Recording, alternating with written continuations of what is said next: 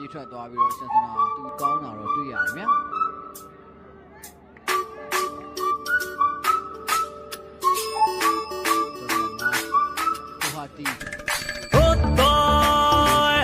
হাতে কোটি প্রাণে এক সুর ছিলাম থাকবো সাথে চলো